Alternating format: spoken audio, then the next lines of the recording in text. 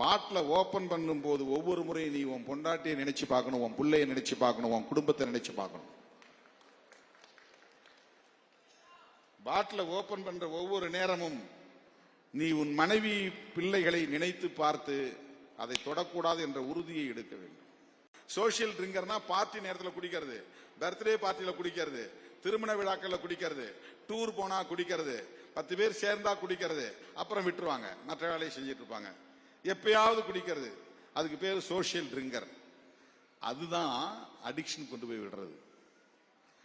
நான் ஒன்னும் செலவு பண்ணலாம் குடிக்கலாமா, என் ஃப்ரெண்டு வாங்கி கொடுத்தான், முதல்ல சும்மா பீர் தான் தொட்டு பார்த்தேன். இந்த பீர் தொடரன்னா நரகத்துல கால் வைக்கிறேன்னு அர்த்தம். வழுக்கு பாறையில கால் வைக்கிற மாதிரி.